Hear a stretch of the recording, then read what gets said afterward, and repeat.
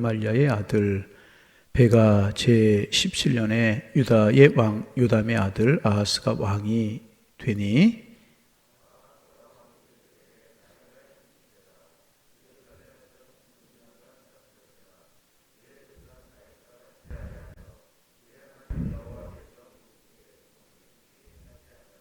이스라엘의 여러 왕의 길로 행하며 또 여호와께서 이스라엘 자손 앞에서 쫓아내신 이방 신의 가증한 일을 따라 자기 아들을 불 가운데로 지나가게 하며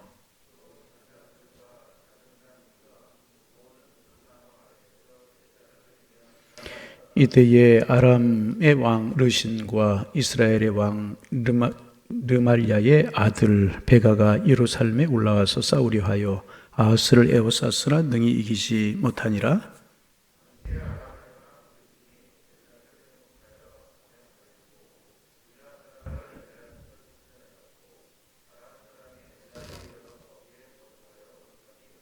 아하스가 아수르 왕 디글랏 빌레셋에게 사자를 보내 이르되 나는 왕의 신복이요 왕의 아들이라. 이제 아람 왕과 이스라엘 왕이 나를 친히 청하건대에 올라와서 그 손에서 나를 구원하소서 하고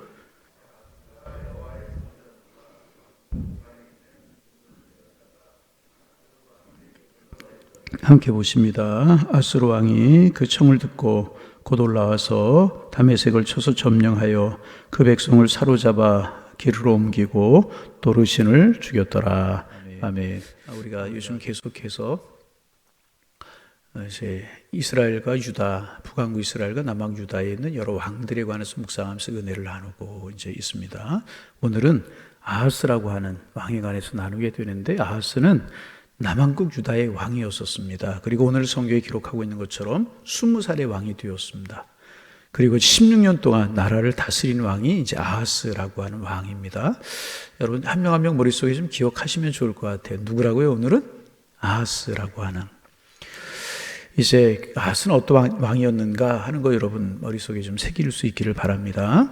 이제 아하스라고 하는 왕을 평가할 때 악한 왕으로 평가합니다.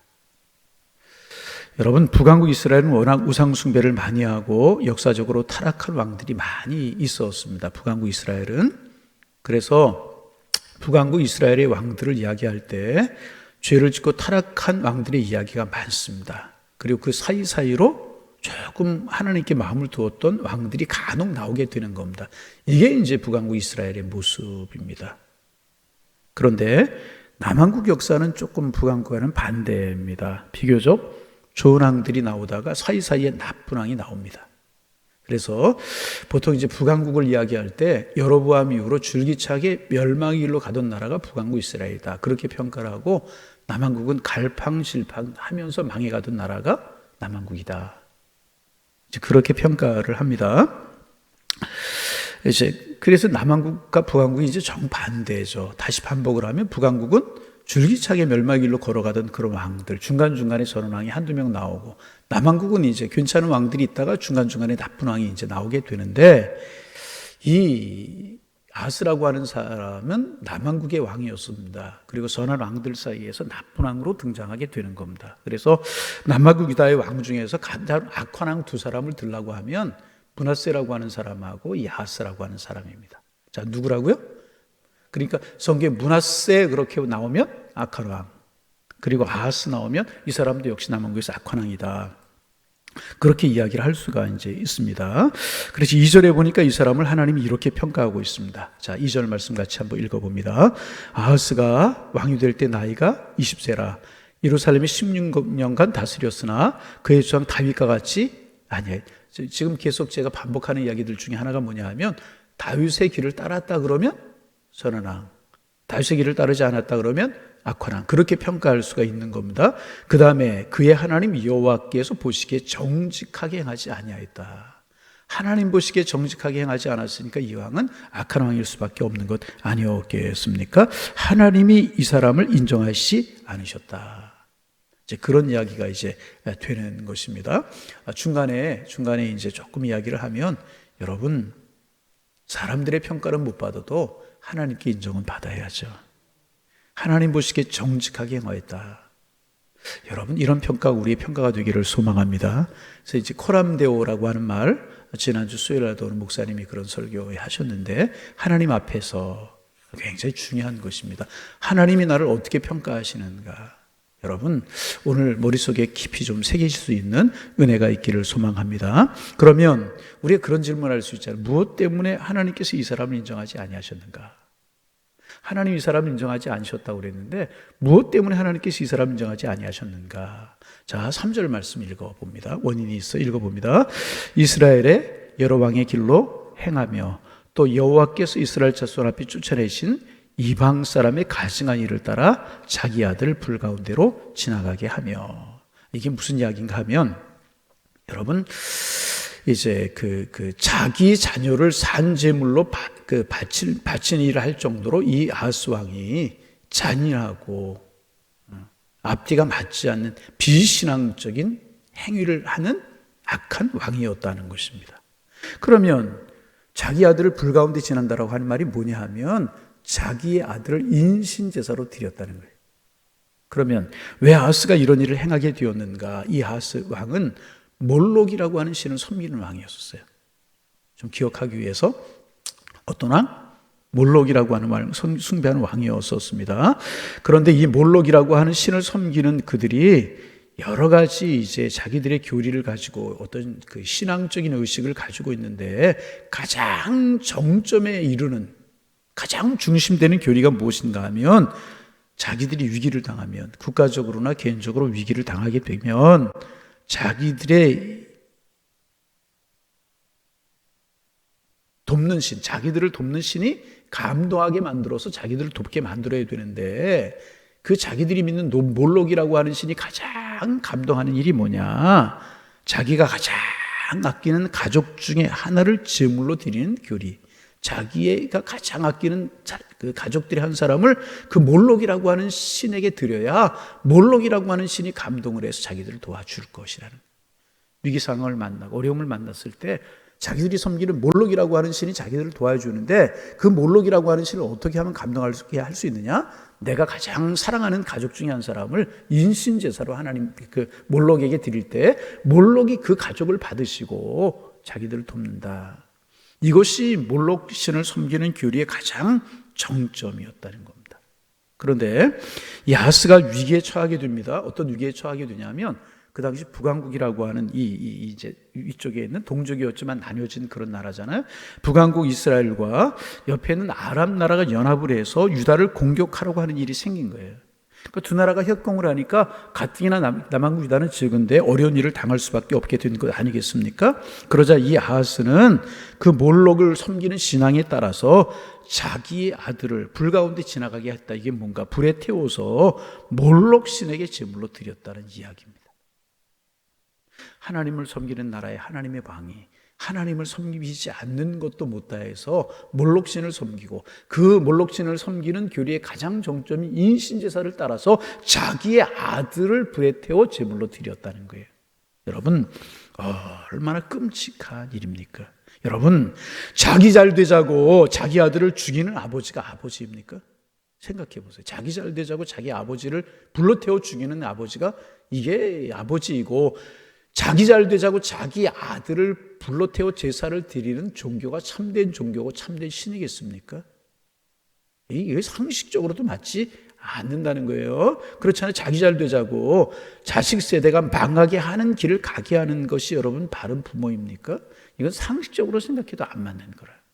근데 그런 일을 행하겠단 말이에요. 여러분, 그런 사회에 그런 아버지가 있는 세상이 건강하고 행복한 사회가 될 수 있겠습니까? 그럴 수 없는. 이건 상식적으로 생각해도 말이 안 되는 이야기.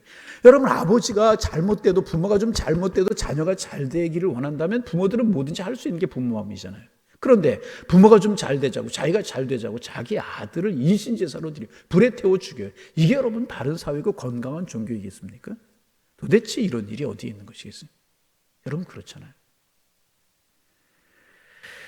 하나님이 이런 불의한 사람을 내버려 두지 아니하셨어요. 그래서 큰 화를 그에게 미치게 하십니다. 5절 말씀 같이 한번 읽어. 5절 읽습니다. 이때에 아람 왕의 르신과 이스라엘의 왕 르말랴의 아들 베가가 예루살렘에 올라와서 싸우려 하여 아하스를 에워쌌으나 능히 이기지 못하리. 그렇게 몰록에게 인신제사를 드렸으면 몰록이 도와가지고 아하스가 이겨야 되잖아요. 아하스가 편안해야 되잖아요. 나라가 평안해야 되잖아요. 근데 반대 일이 생겼어요. 그 연합군을 만들어가지고 북왕국 이스라엘과 남왕국 유다, 아합이 이 유다 나라를 공격해 오게 이제 된 것이란 말이죠. 국가적인 재난을 만나게 되고 이 아하스가 망하게 되었다는 것입니다. 지금 하나님께서 이런 불의를 행하는 아하스를 심판하고 계시는 것이라. 이건 역사적으로 어떤 일어난 그런 현상이 아니라 하나님의 심판이었다는. 그러면 아하스가 어떻게 했어야 됐을까요? 내가 잘못했구나. 하나님을 떠나고 우상을 섬기고 복이 하나님께로 있는 것인데 다른 신을 구했구나. 내가 잘못 생각했구나. 이렇게 해야 되는 것이 아니었겠습니까? 이것이 보통 사람들의 생각이잖아요. 여러분, 우리가 신앙생활 하다가 신앙을 조금 떠나거나 교만히 행하거나, 여러분 늘 우리의 마음을 지킬 수 있기를 바랍니다. 자꾸 교만해지려고 하는 마음이 우리에게 있어요. 어떻게 신앙생활은 내 마음대로 다 맞게 할 수가 있는 것이고 모든 것이 내 마음에 맞을 수가 있겠습니까? 또 주변이나 가족에 그런 사람들이 있으면 좀 권면 좀 하세요. 그럴 수 없죠. 어떻게 내 마음에 안 돼? 그게 신앙입니까? 아니라는 거죠. 내 마음에 맞게 하는 것은 벌써 신앙이 아니잖아요. 하나님의 뜻에 맞게 하는 게 신앙이지. 아멘. 내가 좀 힘들고 내가 좀 손해를 당해도 하나님의 교회의 유익이고 하나님 나라 유익이고 하나님 기뻐하시는 일이면 그에 따르는 게 신앙이지 않습니까? 자꾸 우리의 마음이 교만해지려고 할 때가 있어요.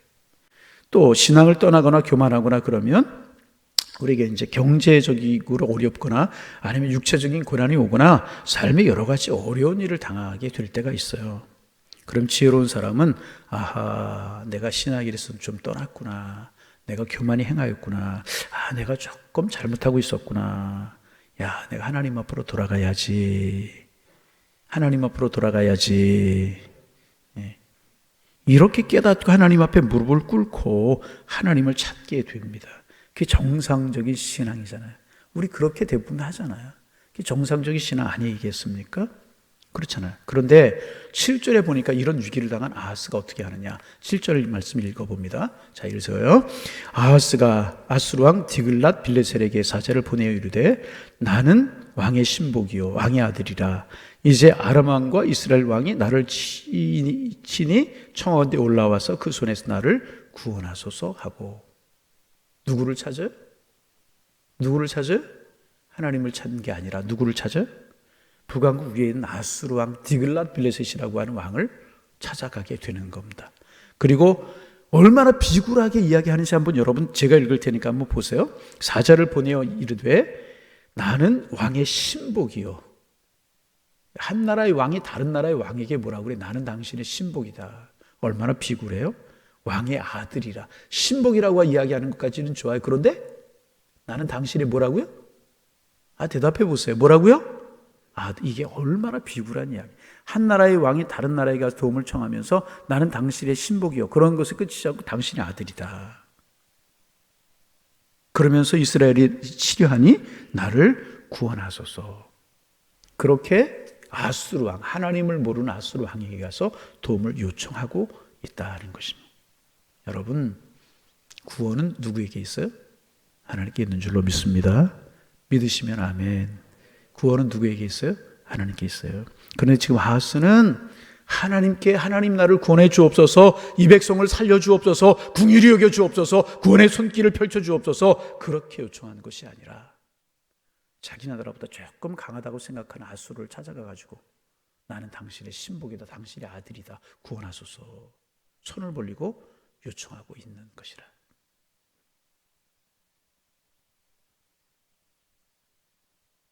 위기의 순간에 하나님을 찾지 않고 다른 것을 찾았다는, 하나님을 찾지 않고 아수르에게 나는 당신의 아들이요 신복이다. 참 얼마나 마음 아픈 이야기.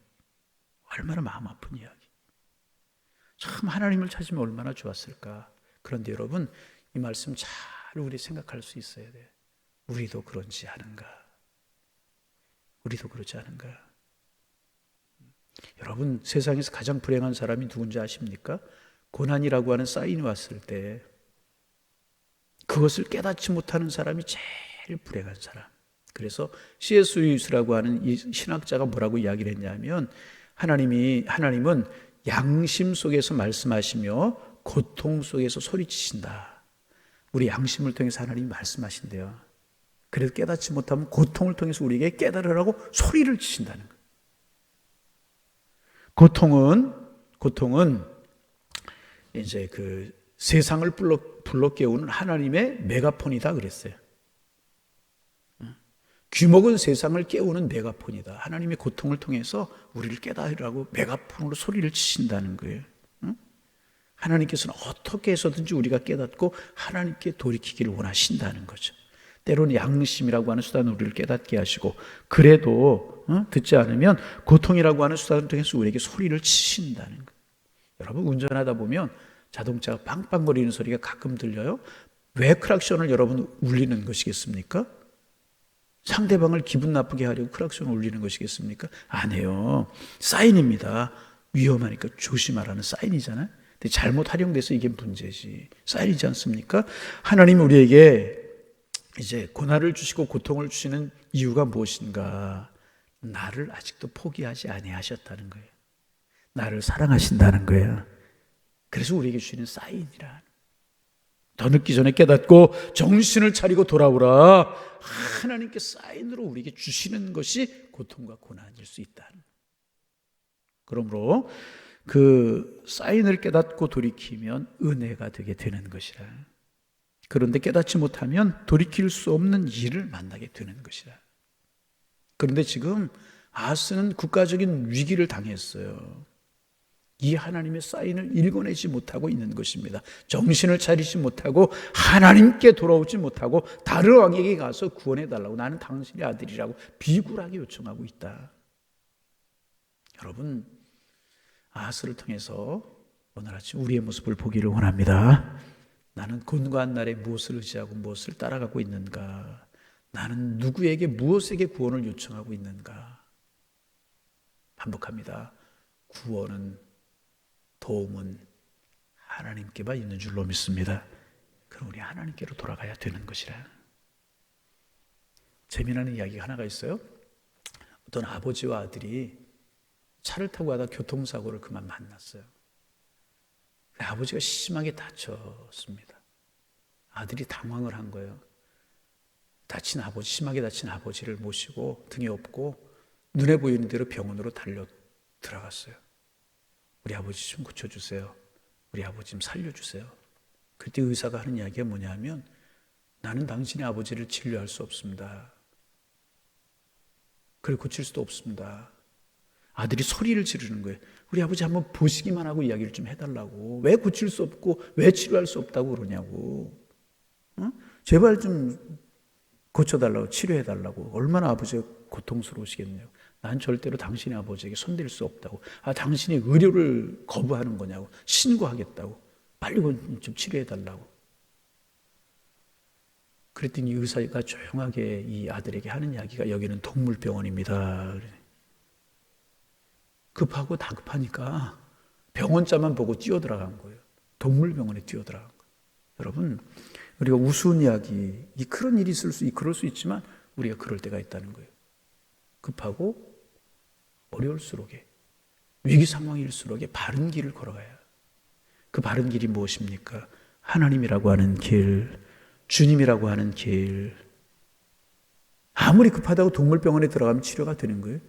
여러분 보세요. 이런 위기 상황에서 아하스가 무엇을 해야 됐을까요? 하나님 앞에 무릎을 꿇고 하나님의 도우심을 구해야죠. 하나님 불쌍히 여겨 주옵소서. 내가 교만히 행하였고 몰록신을 섬기고 하나님을 섬기지 않은 나의 죄를 용서해 주옵소서. 그렇게 해야죠. 동물병원으로 뛰라고 들어간 사람 어렵다고, 어리석다고 이야기하지만 우리는 신앙에서 그럴 때가 있다는 것입니다. 내 고집, 내 교만, 그럴 때 있고 그럴 때 있단 말이죠. 여러분, 우리 마음속에 다짐할 수 있기를 바랍니다. 하나님께로만 돌아가자. 구원은 하나님께 있고 나를 도우실 분은 하나님께 있다. 평소에 이렇게 신앙의 훈련이 필요한 이유는 뭐냐 하면, 이런 신앙의 훈련이 돼야 어려울 때 하나님 앞에 무릎을 꿇고 힘들 때 하나님을 의지할 수 있다. 하나님께로만 피하는 아하스의 어리석음을 범하지 않고 하나님 기뻐하시는 믿음의 길을 걸어가 주의 도우심과 구원하시는 손길과 하나님의 축복 속에 살아가시는 우리 모두 되시기를 주님의 이름으로 축원합니다. 하나님, 새 아침 주셔서 감사합니다. 오늘도 하나님께로만 피하는 저희들 되게 주님 인도하여 주옵소서. 아하스가 정직하게 온전히 행하지 못하였을 때 하나님의 경고가 있었음에도 깨닫지 못하고 불의한 길을 갔고 결국 망할 수밖에 없었는데, 하나님 양심을 통해서 말씀하시는 소리에 귀를 기울이며 깨닫고, 하나님 고난이라고 고통이라고 하는 일을 통해서 우리를 깨닫게 하시고 알게 하시는 하나님의 뜻을 깨닫게 하시며 하나님께로만 돌이키고 하나님께로만 구원을 요청하게 하셔서 하나님의 사랑 속에 은혜 속에 구하는 저희들을 되게 도와주옵소서. 급하다고 사람이 동물병원으로 뛰어들어갈 수 없듯이 우리 다른 것으로 피하지 않고 나를 의지하지 않고 하나님을 바라보는 저희가 되도록 주님 우리에게 은혜 위에 은혜를 도와여 주옵소서. 하나님, 코로나 바이러스로 인해서 확진자가 많이 늘어가고 있습니다. 하나님, 우리의 주변까지 다가오려고 합니다. 하나님, 불말과 현금으로 지켜주시고 막아주옵소서. 속히 지나가게 하시고 하나님의 평화, 하나님의 은혜 누리며 살아갈 수 있는 축복을 저희들에게 허락하여 주옵소서. 하나님, 이럴 때 우리 자꾸 뒤로 물러서고 기도의 자리를 피하고 예배의 자리 피하고 이러지 않게 하시고, 이럴수록 더 예배하고 기도하고 하나님의 도우심을 구할 수 있도록 인도하여 주셔서 이 날이 속히 빨리 지나갈 수 있도록 주님 축복하여 주옵소서. 우리 교회가 기도하는 교회가 되게 하시고 영적으로 깨어있는 교회가 될 수 있도록 주님 축복하여 주옵소서. 하나님, 대선이 얼마 남지 않았습니다. 우리의 마음이 많이 되어지는 일들을 보면 염려되고 걱정되는 것이 사실입니다. 그러나 한 나라의 흥망성쇠가 하나님의 장중에 달려있는 줄로 믿고 우리는 하나님 앞에 기도하려고 합니다. 하나님의 뜻을 이루어 주옵소서. 선한 길로 인도하여 주옵소서. 이 민족을 불쌍히 여겨 주옵소서. 하나님, 정치가 안정되게 하시고 사회, 경제, 문화 모든 것이 안정이 되기를 원합니다. 사람들의 마음이 강팍해져 가고 있고 바른 길이 무엇인지를 깨닫지 못할 때가 많이 있습니다. 하나님, 이 민족 사랑하여 주시고 깨어있게 도와주시고 특별히 한국교회 우리가 깨어서 이 민족을 위해 기도할 수 있도록 주님 축복하여 주옵소서. 지구촌 멀리 한쪽 구석에서 전쟁의 소문이 우리의 마음을 어렵게 합니다. 하나님, 이 땅에 전쟁이 없게 하시고 하나님의 평안이 이루어지게 도와주옵소서. 이기적인 욕심과 교만 때문에 전쟁이 일어나게 되는 것인데 사람들마다 나라들마다 이기적인 욕심을 버리게 하시고 선한 마음을 갖게 하셔서 이 땅에 전쟁으로 인한 피해가 없도록 도와주시고 선량한 백성들, 착한 국민들 상하고 다치시는 어려운 일이 없도록 주님 막아 주옵소서. 하나님의 나라가 이 땅에 이루어질 수 있도록 주님 축복하여 주옵소서. 이 한 주간도 우리 깨어서 기도하는 한 주간이 되게 하시고 특별히 다음 주일 우리 교회가 창립 22주년 기념주일로 지키게 되는데 우리 교회 축복하여 주시고 하나님의 뜻을 이루는 교회가 되게 도와주시고 하나님의 영광이 충만한 교회가 될 수 있도록 성령이여 도와주옵소서. 우리 깨어 기도하게 하시고 깨어 하나님의 선한 일을 이룰 수 있는 우리 교회 되게 하옵소서. 이 새벽도 우리의 기도의 문을 열어 기도하게 하시고 하나님 깊이 만나며 주님과 깊이 영적으로 대화하는 축복의 시간 될 수 있도록 주님 인도하여 주옵소서. 예수님의 이름으로 기도하옵나이다. 아멘.